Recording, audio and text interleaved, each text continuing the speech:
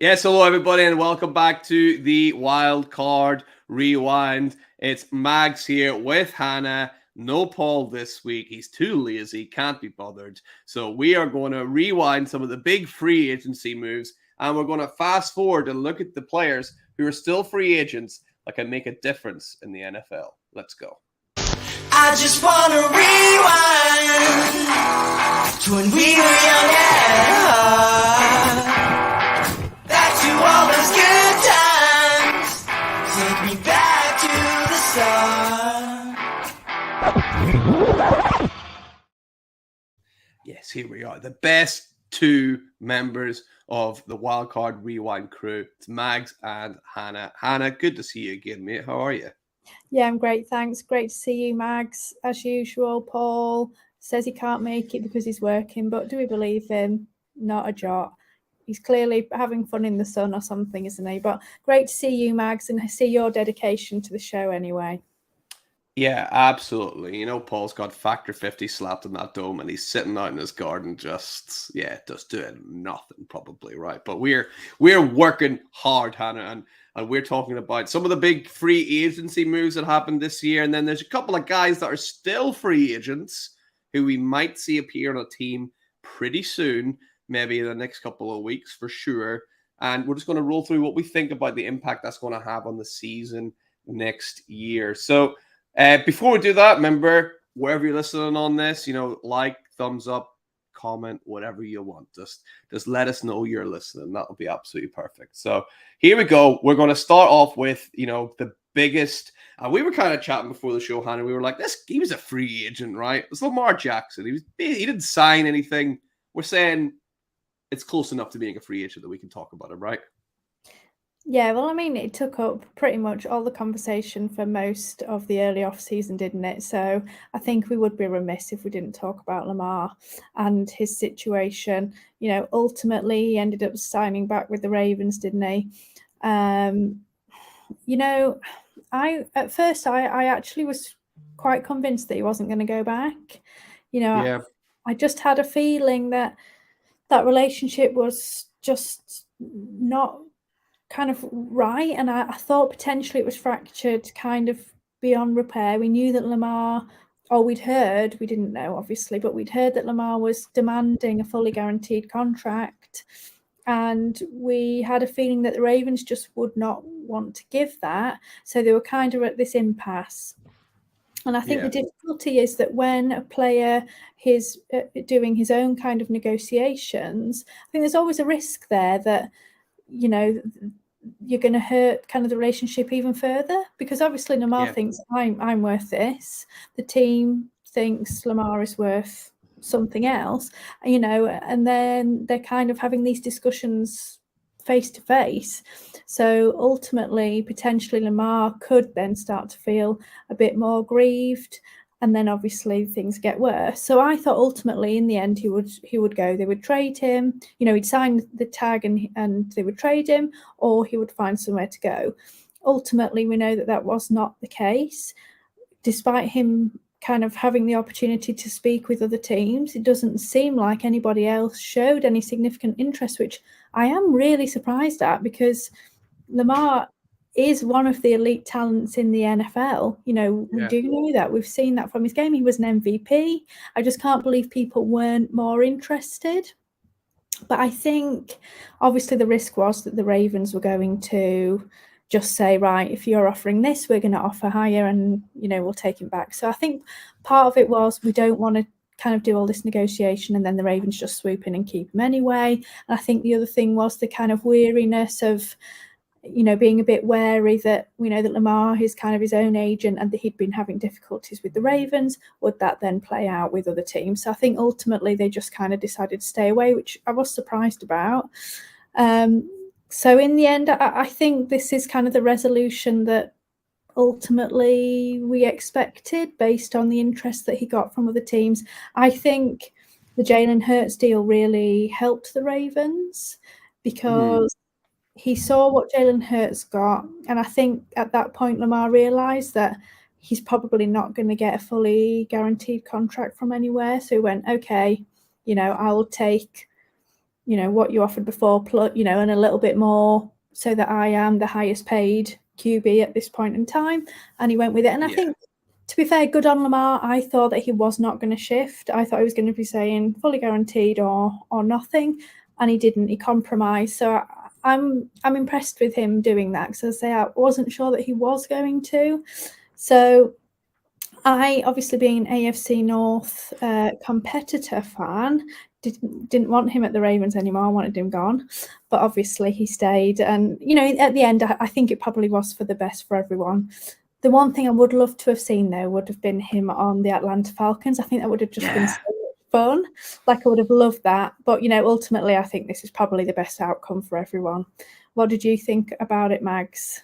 Yeah, I'm so glad you mentioned the Atlanta Falcons, because for like a week I was convinced that was going to happen. I'm like, that'll be so cool. Like, I thought everything just fit. It's like I could see him in the uniform. I can see it. Like, the whole thing, I can visualize it. But yeah, you're right. He did something that, he maybe could have done a while ago. Maybe he was waiting to see what the Jalen Hurts contract looked like. I mean, the last point of reference he had was that absolutely ridiculous Deshaun Watson contract that he got. So maybe he's thinking, well, I want what Deshaun got, that kind of like huge over-the-top offer. But yeah, the Jalen Hurts deal, I think that's a really good point, actually. That probably set things into perspective for him a little bit.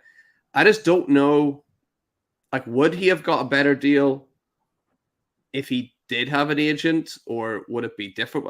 I'm not sure he got himself a better deal by himself than an agent would have got him anyway. Like, I'm not sure if this is the future like path players want to take, because whenever you're sitting, like, agents are there to be the buffer between, the organization and the player. The organization can say things to the agents that they don't necessarily want to say to the player, and the agent can then soften the blow. It's very hard whenever you have your employer saying you don't deserve a pay rise right to your face. Right, that's a tricky thing for anyone to stomach, and it must have been hard for Lamar, like, to swallow a lot of that and to come back to the negotiation table time after time after time. So my hat's off to him for doing that, because he got a good deal. But Hannah, do you think that the agent would have made a difference in the end?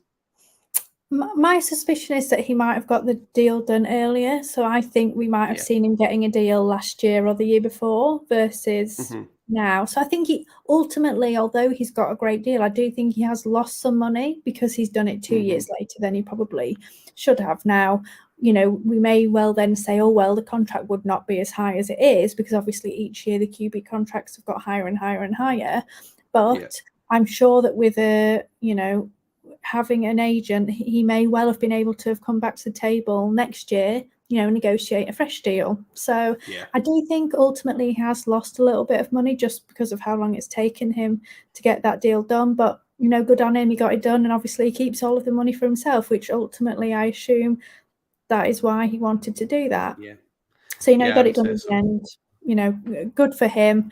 Not so good for my Bengals because he stays in the AFC North. But do you think we'll see a new look Lamar this year with this new offensive coordinator, or do you think it's going to be legs first, throw second?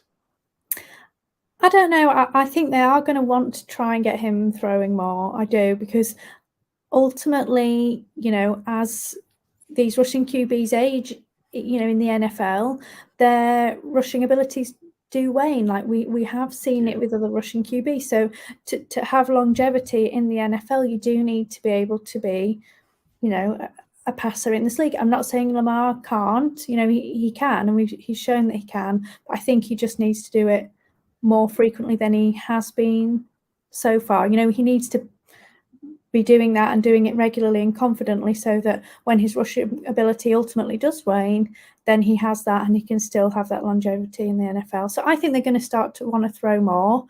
I think they'll still use his legs. Look, it's still one of his qualities. Why would you stop doing that? But I think they just want to maybe bring it a bit more, in line with, other kind of dual threat QBs kind of thing. What do you think? Yeah, I think they got to. Like, just, you cannot pay Lamar all that money and then he gets injured again. Like, you have to protect him a little bit more, because that's been his thing, right? He was hurt last year. He was hurt the year before as well, right? He was. You just cannot risk him, taking these big hits, and he's not getting any younger. And I mean, that's probably why I wanted the guarantee as well, right? Because maybe that's how he wants to play. It's like, give me the guaranteed money, because even he knows that he's maybe susceptible to a couple of injuries just with his playing style. But I think you're right. They have to do it. People forget like that MVP year, he threw a ton of touchdowns as well in that MVP year. I know not a lot of them sort of air raid long bombs, but still the guy can throw. And you see people on Twitter, mostly Ravens fans, being like, oh, but if you eliminate this part of the game, he's got a passer rating of 110. And it's like, okay, like he can do it, but we've not seen him sort of consistently, go to that throw first. So it'd be interesting to see what it is like next year for sure. And he's got the weapons now that you can't say he doesn't now. They've brought in, rookies. They've brought in a guy we'll talk about very soon, one of the free agents. And he's obviously got Rashad Bateman there, who's criminally underrated. So this is a big year for Lamar. I think he'll do just fine, unfortunately, for your Bengals, Hannah. Just really quickly, Max, before we move on, which teams were you surprised that did not show any interest in Lamar? Oh, I mean, the Cardinals, right, Hannah, for sure. Like, those guys really need a new quarterback, right? No, that's actually a really good question, because the Falcons was the big one, right? The Falcons were like the guys that were really showing some interest. I've seen a couple of people, but again, it might have just been on Twitter, people like photoshopping Lamar into a Vikings uniform. I'm like, okay, that's interesting. But what, like half the teams in the NFL could use Lamar Jackson, right? So I'm surprised we didn't see half the teams in the NFL really going out and trying to pick him up. Like, I suppose the Colts could have taken him, right? That would have been a landing spot he could have went to. Even the 49ers, like, I wouldn't be shocked if they like tried to go for it. But yeah, I'm surprised that the Falcons were the only one that stood out. Was there anyone for you that you thought they should have made more of an effort? I was a bit surprised at the Commanders. Now, I think probably the issue with them was obviously, we know that they're in the middle of selling it. There was no new owners in place. I think if you were going to get him as an external team, you were going to have to offer him that fully guaranteed contract. Yeah. And maybe they just weren't in that position to do that. But the thing with the Commanders is I actually think on that offense, probably all they really need is a QB. And so, like, he would have been that piece, to get in the playoffs, certainly, I think he would really have been that final piece. Now, we know that, as I say, there's a lot of dysfunction around the organization, and that's probably why they didn't. But I think they potentially did miss out there because, we know they're rolling in with, it's not Sam Howell. Sam Howell, and they've got Jacoby Brissett there as well, maybe. Exactly, and years and years and years they've been kind of rolling with a different QB every year, and you'd finally be set with Lamar, and Lamar would bring in people to come and watch. It'd be so exciting for them. So I was surprised, but yeah, I think ultimately it's probably to do with the sale of the team and things. But I think he would have really, made that team much, much better. So I bet that all those Commanders fans like really regret bad-mouthing Kirk Cousins so much now, because they could really, really use him. Have him back. Yeah, they would have him back in a heartbeat, I think. They could have him back next year if they want. Oh, that's interesting. Right? I don't know if he'd take them up on that. I think he'll. Yeah, I wouldn't if I were him anyway. So that's Lamar Jackson, obviously the big free agent. And there were a real shortage of big free agent wide receivers this year. So much to the point that we've only really got two to talk about. One of them isn't Alan Lazard. Being Aaron Rodgers' friend doesn't count, right? That's why he signed for the Jets, because he's friends with Aaron Rodgers. He actually got more money than this guy we're going to talk about, Juju Smith-Schuster, getting $11 million less than Alan Lazard, because he's not as good of friends with Mac Jones as Lazard is with Aaron Rodgers. So Juju Smith-Schuster goes to the New England Patriots. Anything to say about this one, Hannah? I was kind of like, all right, Juju's just going to take the most money he can, and I guess he's got a Super Bowl ring, so he's happy just to do whatever.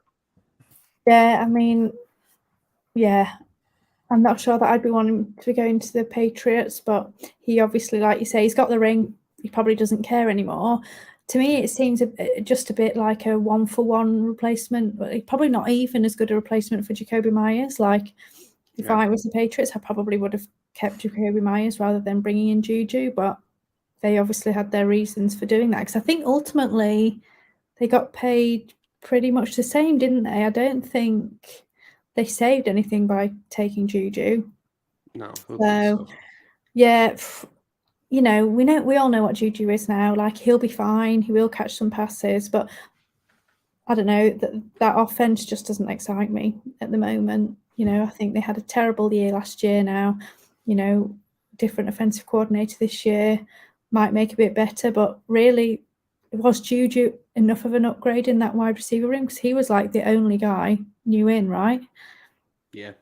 I can't see where the excitement is or anything in that offense, to be honest. Yeah, I was confused by it as well. It's like I can't see Bill Belichick loving Juju Smith-Schuster filming his TikTok dances before a game. I can't see Gold Bill being too pleased with that. And then you got Keyshawn Butte and his sex parties in the other room. Like, what's going on over at New England? Is Bill Belichick letting his hair down, Hannah? Never. No. Maybe we'll see him on TikTok next year doing a wee dance with Juju on whoever's team's logo is. I would totally love that. That would be absolutely amazing. But yeah, I would. Well, never seeing it happen, but would love it. Yeah, but absolutely. yeah, I think Juju. Is there much more to say on that? Not really. He'll actually on the field. He's a guy that does his job and doesn't do too much outside of it. So I think actually in the Belichick system, he'll be fine. He'll be trusted. He'll slot right in, but he's not going to be someone we'll talk about.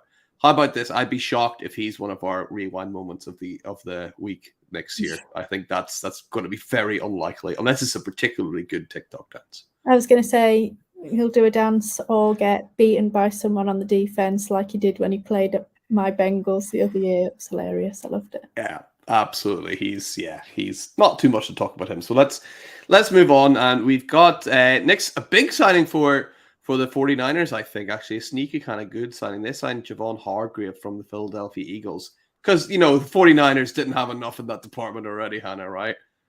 Yeah, wow. I mean, that D-line is going to be scary.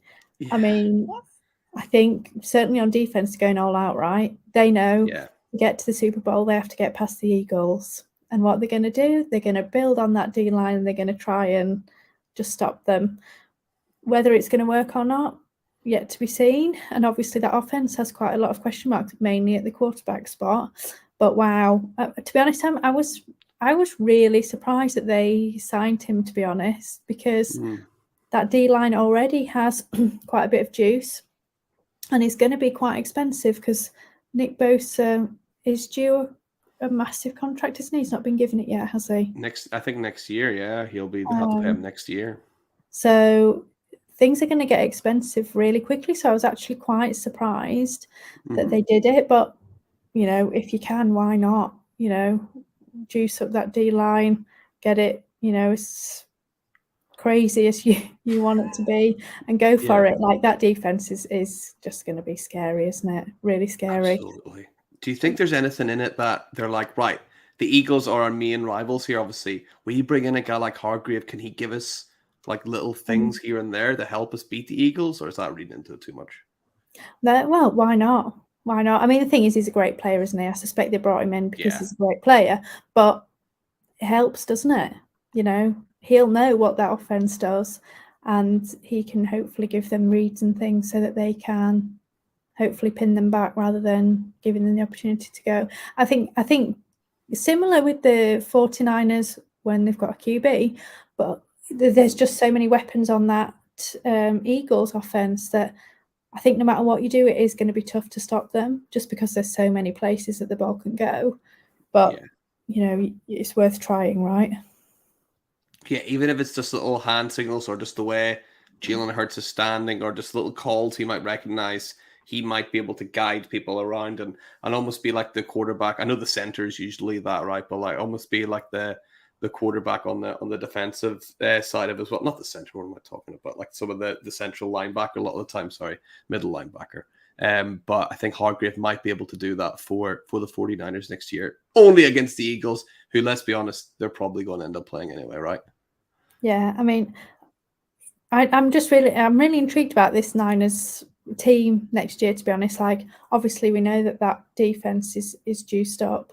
Although they did lose some free agents this season. That's true. Just that QB question mark for me is going to be a massive thing. Like, are they going to get good enough quarterback play between the three guys, whoever ends up playing, that will keep them in contention? We know that defense is going to do its job, but will the offense do enough to get them those wins? Is my question mark there. Yeah, we never even spoke about free agent signing Sam Darnold, right? That's that's a really important one. I can't believe you forgot. I know. I wouldn't be shocked if, like, you hear what Shanahan's like, he's the best armed talent I've ever coached. Like, shut up, Kyle. Like, no, stop teasing everybody with, like, he can't start all three. Like, stop teasing us all. So, new question. Obviously, we're moving a little bit off Javon Hargrave. Sorry, Javon. It's great signing. Love you there. But anyway, in terms of quarterbacks, if Brock Purdy is not ready for the start of the season, who do you think is going to be the starter?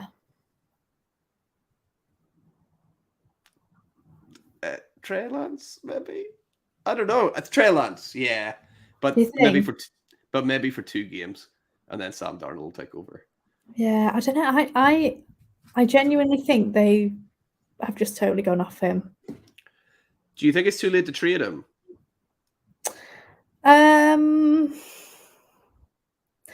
I'd have thought that if there was interest, they would have seen it by now. Me too. But, you never know what might happen. A QB goes down or something like that, and they go, right, we'll just take a punt and go for it. But I can't imagine they're going to get a lot for him. This is a problem. Sorry. No, I don't think so. Because he's not. He's barely played. He's had injury. Like, I just don't see why anybody would spend up very much capital for him. Like, really, I think if they want to trade him and they think he's okay, they do need to get him on the field so people can see what he's like, and then obviously trade for him. So maybe they will get him on. But obviously, if they're like, oh, he's rubbish, they want to win. They're not going to put him on the field if they don't think he's good enough. Yeah, absolutely. And speaking of winners, let's move on to last year's Super Bowl championship winner.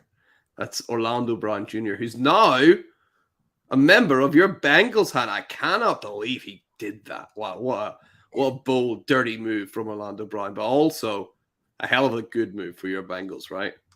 What a turncoat. How dare he leave the Chiefs for the bitter rivals, the Bengals. Exactly. How dare he? Yes. Yeah, I mean, for us, it is a massive upgrade for our left tackle position. I know that he's not like the number one left tackle in the league, and maybe you might say he's not in the top 5, but look, he's a really damn good left tackle. I think, he has his shortcomings, and we know that, but he is the best left tackle that we have had for a long, long time. So I'm just really excited, to be honest. Like, Jonah Williams, our left tackle, he had a down year last year. I mean, he was playing through injury, but he's okay, but he's not great. And we've seen with the whole of the offensive line problems chronicled over the last 2 years, and to be honest, they are the reason we didn't win the Super Bowl, and probably we didn't beat you in the championship game. First time it was just our O-line was terrible. I'm amazed we even made it that far with what we had. And obviously we had loads of injuries last year. So I'm just really excited that he's there, and like our best 5 on the field this year is going to be better than any 5 we've ever put on the field for the past 3 years of Joe Burrow's tenure.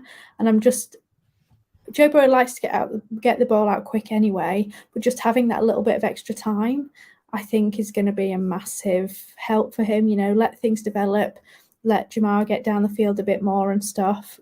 I'm just excited to have him, to be honest. And as I say, I know people are going to say, oh, he's not that great. No. But, he's great to us. Happy he's there. Really pleased. Do you think he's worth it? What was it? I don't know if this is exactly right, but I've got it up here that he's on, it looks like a $64 million contract. Left tackle is hard though, right? You need a left tackle, right? So that's obviously driven up, but I think he's worth that kind of. I actually think they got him at a pretty good deal. Like, ultimately, the Chiefs paid more to your guy that you got from Jacksonville, who's now going to be your right tackle. They paid him more than we paid Orlando Taylor. Brown. Yeah, I don't Yeah. understand what the Chiefs did there, Mags. I don't understand. Neither do I. I'm slightly confused by that as well, actually, because the big thing about Orlando Brown leaving, at least inside the Chiefs trenches, was he was asking for too much money. And then you see the contract he had with the Bengals, I'm like, but that's not too much more than what he was on, to be honest. Like, yeah, this is what I didn't understand that, because I was really surprised when he signed with us, because we just do not give out these super duper mega contracts. Like, it's just not what the Bengals do. And then when you look at the deal, actually it's really reasonable. He's like being paid the 10th best left tackle, you know, in terms of salary, which I think is very reasonable. yeah. I think what probably happened is that he tried to get too much from Kansas City. Kansas City said, no, we'll give you this. He said, no, I don't want it. And then I think he just basically misread his market. So basically the Chiefs went, right, we're not paying you that, we're going to move on, and then gave a load of money to, I still can't remember his name, but the Jacksonville right tackle. Is that Juwan Taylor, as he called? Oh, that was it. Yeah, Juwan Taylor. So then ultimately Orlando had no choice but had to move on. Yeah. And then, you know, he was like, right, if I'm not going to get the money that I want to go somewhere where potentially is a contender. So I think ultimately that's where it came from. And he, you know, he hasn't got the money that he wanted. And I think that was a bit of an error on his part ultimately, in terms of reading the market and what money he was going to get. So benefit for us, but I think ultimately he did miss out a little bit on money there.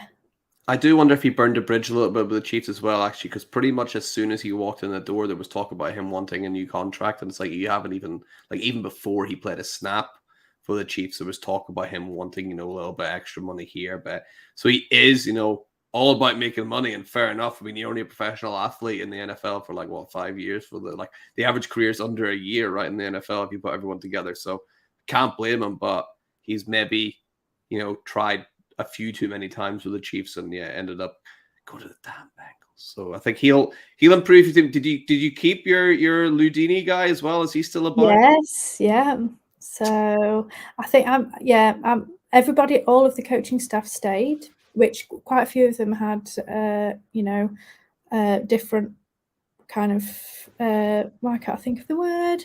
They went to try and get jobs. They're like interviews. They had loads of interviews, and Ludini was like the last two for the Arizona job. I bet he's really thanking God he didn't get that job.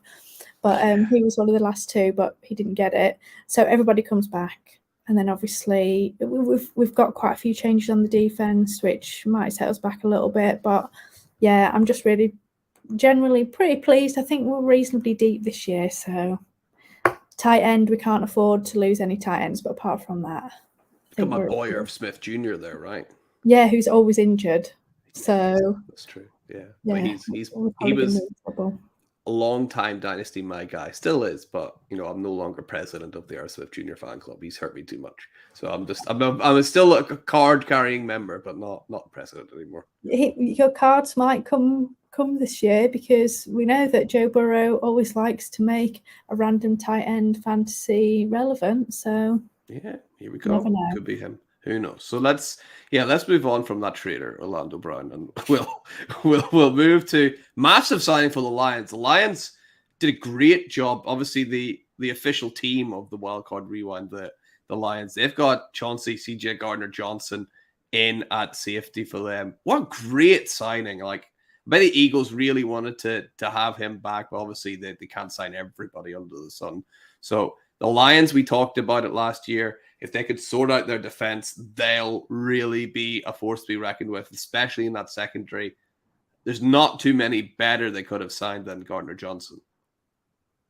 No, I think this is really fortuitous for them. I think this is another mistake that Gardner-Johnson made, because I think he was asking for too much from the Eagles, who said, look, we can't afford, you know, we have X amount of money.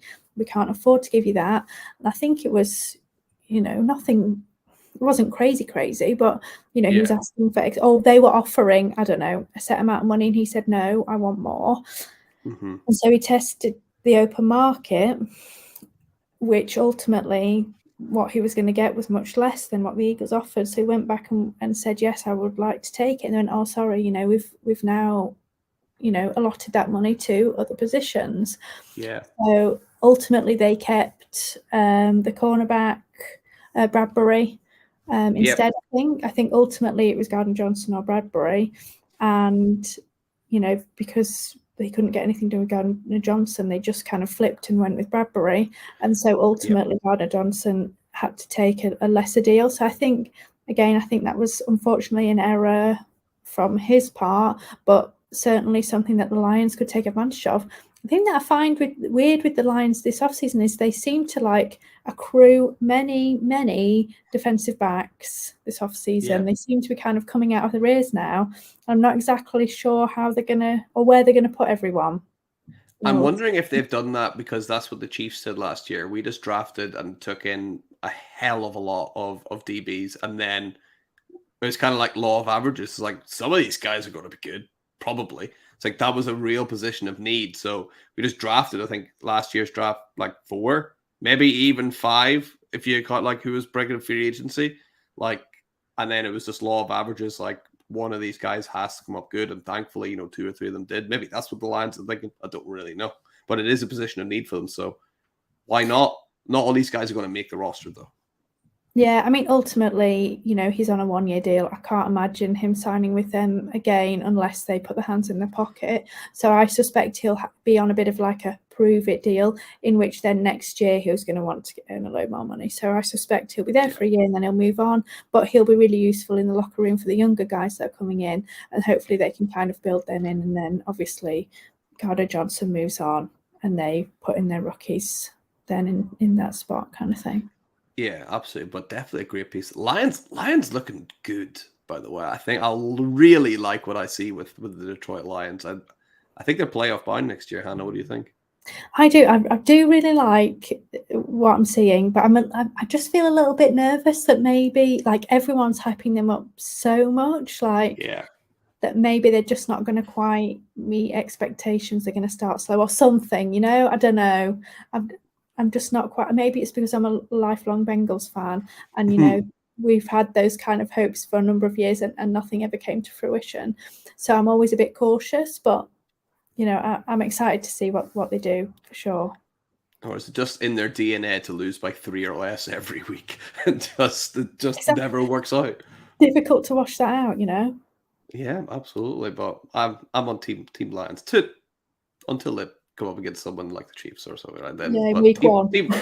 Yeah. So that'll be a very interesting matchup. Actually, can't wait for that. Gardner-Johnson, great signing for the Lions, and the wide receiver we kind of teased talking about earlier, Odell Beckham Jr. finally signing for a team. Was much rumored last year, nothing coming up. He eventually goes to join Lamar Jackson at the Baltimore Ravens.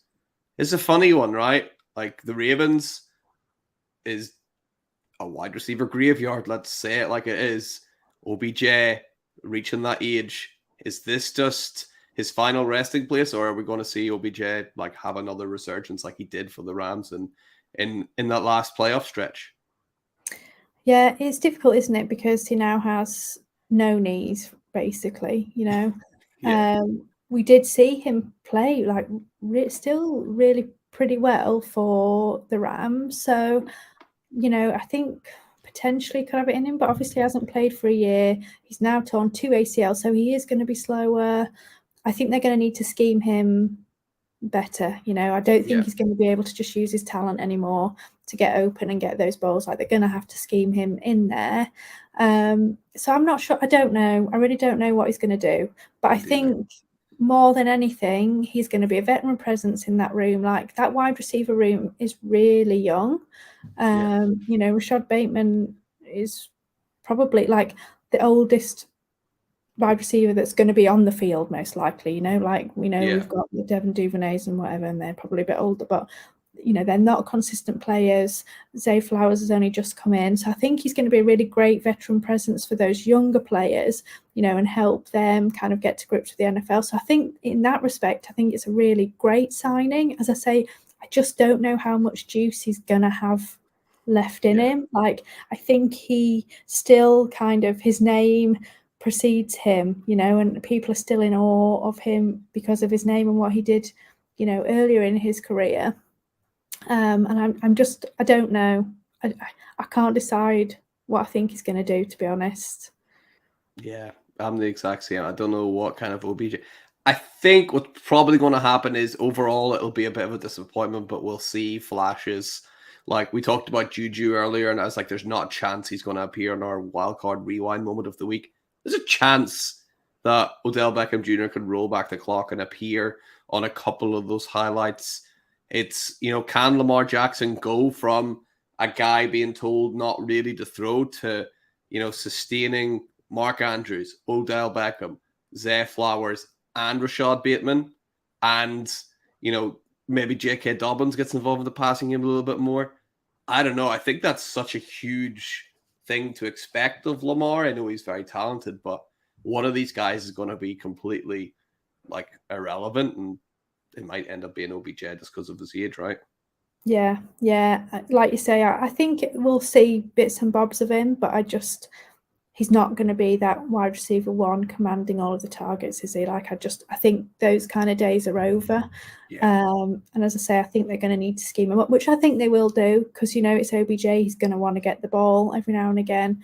So I think they will try and scheme him in there, and I think we'll see flashes of him. But I think with no knees now, you know, he's not going to be able to rely on his talents much anymore.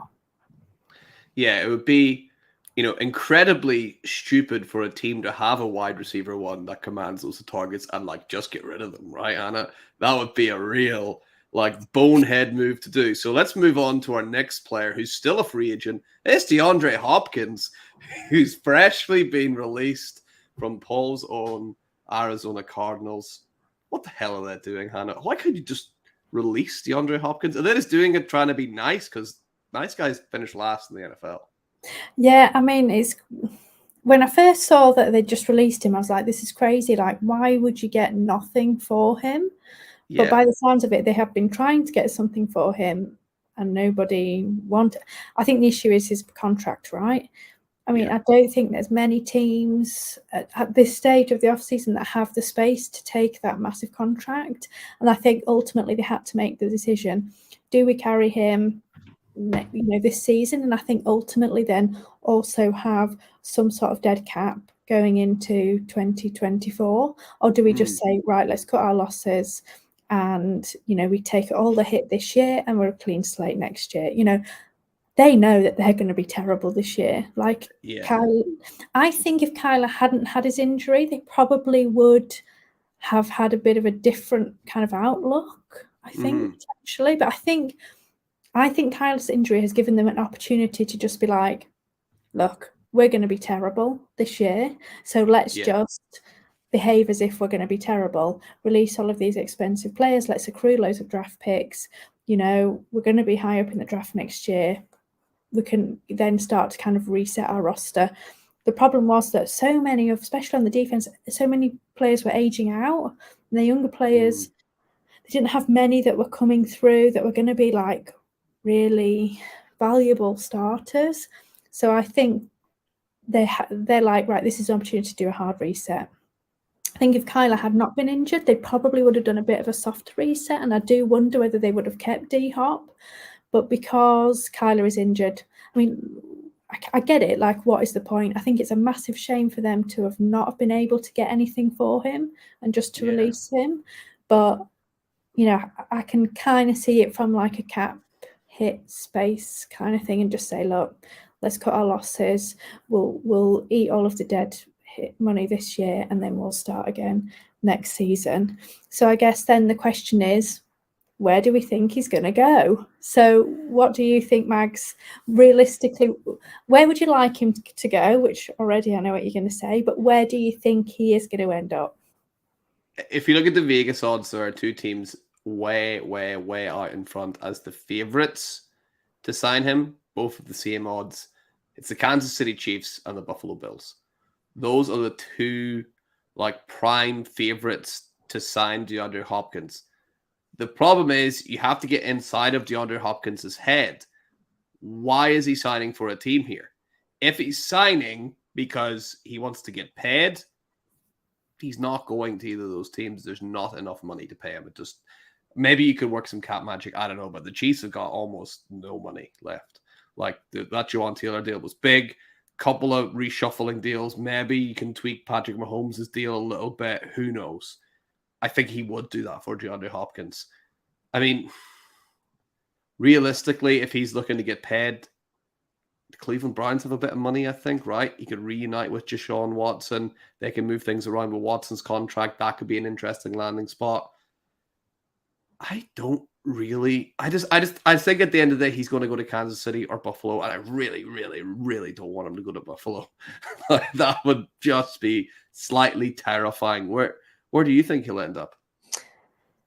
Yeah, at this point, I like you say, I just don't know, because if I was him, or like I can imagine him looking at OBJ and saying, right, this guy has no knees, and he's being paid, is it like 12 million? No, 15 million, which can be 18, like quite a lot of money. Like this guy, is clearly not, as talented as I am anymore because of his injury. So if he's getting paid that, then I want to get paid that. And if I think if he says that, then this is where the Bills and the Chiefs are in trouble. But like you say, maybe he says, oh, I would really like to go to the Chiefs or the Bills. I will take less money. But then I would potentially have thought, or maybe he didn't want to help the Cardinals. Maybe that's what it was. But, if they've shown interest, you'd have thought then he would say, okay, I'll rework my contract or whatever. But by the sounds of it, he was not keen to do that. So that makes me think that he wants the money, which then makes me think that actually the Chiefs and the Bills might be a difficult, place. Do you know where I think he would be really fun to go? And again, I don't know how realistic it is because I don't know what cap space they've got left. But how fun would he be on the Lions? Yeah. We know that Williams, he's banned for 6 games. They're kind of in need for another wide receiver, and I think he would be really good fun on there. So I think a dark horse team that I think he would be good for him to go for this season, I think would be the Lions, but whether they're interested or not, I don't know. I seen Dallas Cowboys mentioned as well. I'm like, oh no. Like CeeDee Lamb, Andre Hopkins, no, that's too much for me. I don't like that. It's too but then the Cowboys will be Cowboys and mess up. I know they'll do what they want, don't they? He's don't we fancy that? Nah, wherever he goes, like he's going to be awesome. I think New England have quite a lot of cap space. That would be the worst one, right? But he's not gonna go back with Bill O'Brien. That's right. Yes. Surely not. I don't know. No. Maybe they can, mend their bridges there, but I can't imagine that happening. I mean, the Patriots really need someone, don't they? And I think he would be really useful on there. But I just think with the history, I can't see that happening. Go anywhere. I can't. I mean, checking my phone every now and again just to see where he is. He's still nowhere. But hopefully, fingers crossed for not Buffalo. So we'll clip this in a week when he's holding up that jersey. So we'll move on from D-Hop and we'll have a look at this. There's a ton of talent on the edge that's still available now. A lot of these guys are older guys, but still guys who I think can come into a team and do a really good job. People like Frank Clark, Leonard Floyd, Jadeveon Clowney, Melvin Ingram, Carlos Dunlap, of course, of ones of the Chiefs and the Bengals. We got Robert Quinn, Kyle Van Noy, Yannick Ngakoue. Like, we've got loads of great talent that's still available out there at edge. Is there anyone of those guys that stands out as there's still a bit of juice left in the tank for them to make a difference somewhere? I think ultimately like Frank Clark and probably Ngakoue, Leonard Floyd maybe as well. I think certainly those 3. I mean, there's probably more on there. Dunlap, I think he's probably aging out a bit now, to be honest. I'm not sure I'd be that bothered about having him. he got his playoff sack, right, and now he can exactly, and he's got his ring now. He was on the team, wasn't he? So. But as I say, I'm not sure I'd be wanting Dunlap at this stage, but I certainly think there's some of them that have still got some juice now. Most of these are probably just pass rush specialists. Yeah. So, you know, they're not going to be on the field all kind of 3-4 downs or whatever. But certainly if you need some juice off the edge, you know, and you need them to come in and do some things on third down, I think there's a few of them on there that can do that. I think the problem for them is that there's still so many out there, you know, so you're not going to get, especially at this stage, you're probably not going to get, you know, a load of money that you want. Really, they've got to hope that a contender either has someone go down, or that, you know, they think, oh, we just need this one final piece, you know, to give us a little bit of extra help on and juice on third down, you know, and is going to pick them up. You know, ultimately, I suspect a few of them will be on a team, you know, by the start of the new season, and I think injuries is going to have a big factor there. I just think people are probably not too fussed about making that move just yet. I do think Yannick Ngakoue did say he wants to be on a team, but he doesn't want to do the off-season program, so he's personally not signing with anyone yet. So, you know, fine. You know, you've done it for so many years. You don't want to do it. You don't want to do it. So, I suspect he may end up on a team somewhere. I mean, has he been on every NFL team now? He's seems to be on quite a few different teams, either traded or as a free agent. So I'm sure he'll land somewhere and get a sack or two on the season like he kind of does. But yeah, as I say, I think they will ultimately be on teams at some point before the start of the season, but I just don't think teams are in a rush at the moment. I think they're happy to kind of see what they've got during the OTAs, you know, in the off-season program, and then slot these guys in where they feel there's a need.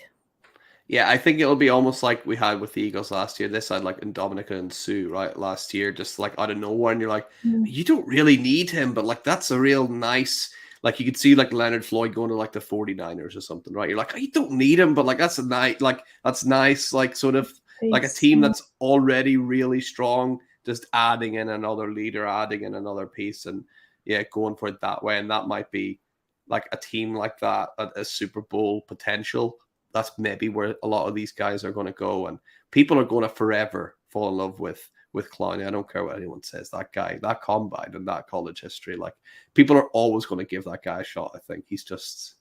Surely enough teams have to get burned for them to finally say, we're not going to bother anymore.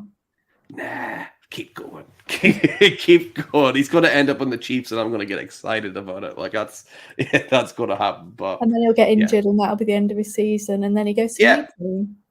Yeah, exactly. But you know, good on him. He's made a lot more money than maybe he should have. But the guy's got a lot of talent. I feel a little bit sorry for him sometimes. And speaking of feeling sorry for some people, there's nothing sorrier than seeing a running back at the end of their legs. And we got three here that are still free agents. They will end up on a team.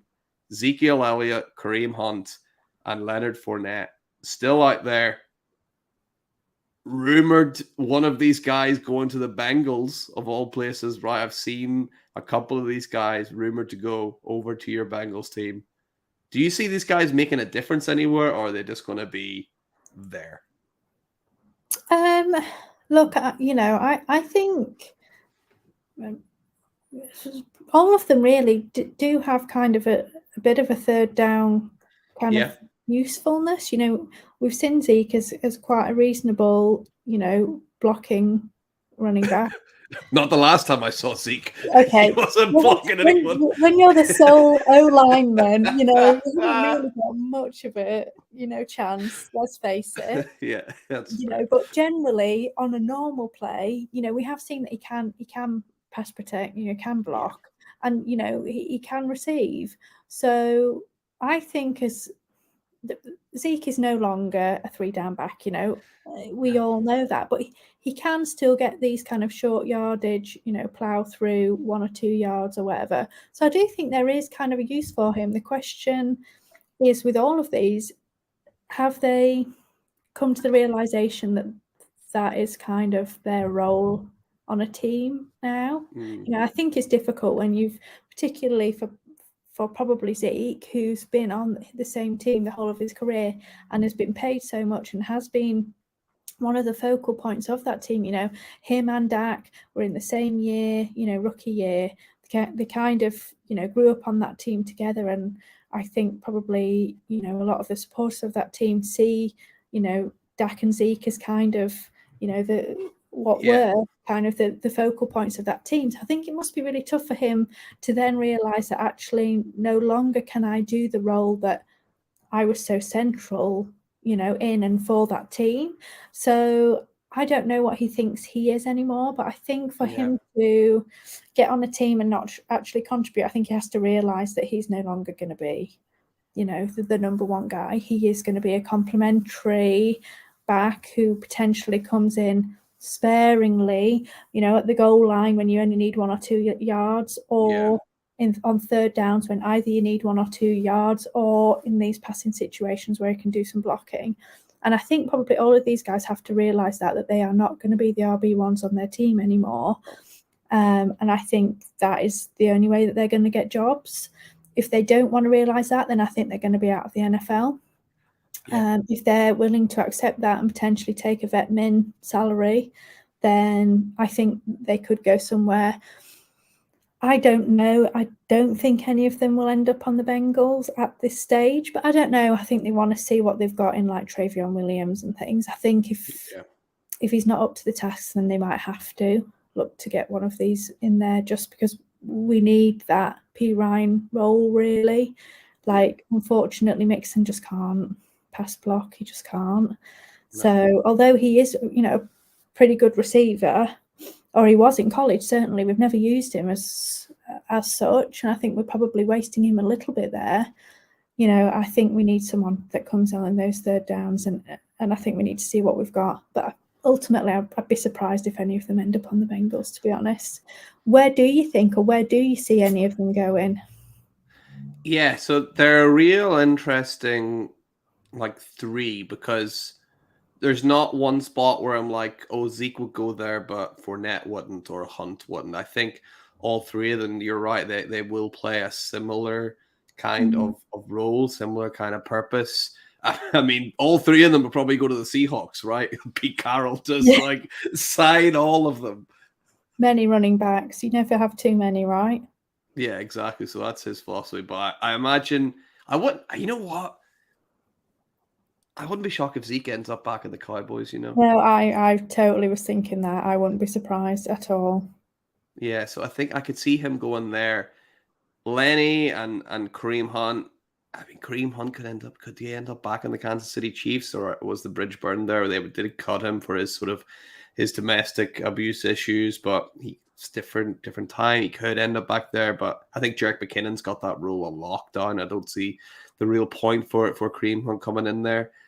I don't know. There's not a huge amount of teams where I'm like, oh, they really are lacking in a running back. A lot of these teams have got quite a few running backs that you're like, oh yeah, they're quite good. Or I quite like them.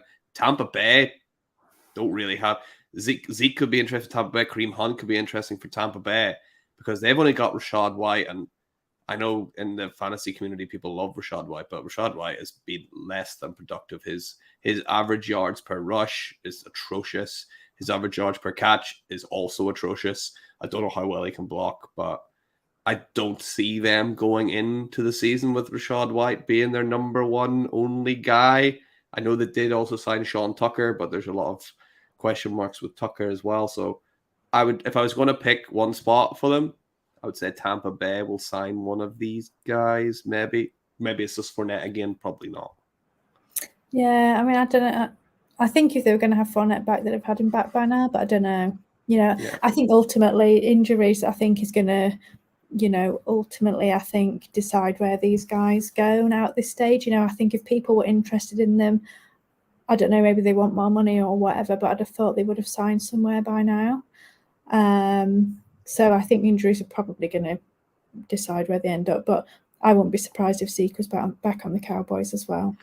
Yeah, I think that's the one I'm that would be my most confident take out of the three is Zeke will end up back on the Cowboys, and hopefully then, for Tony Pollard's sake, they're not feeling as much pressure to always use him because he's not on that same contract, but it would just make sense for him. He's lived there for so long as well.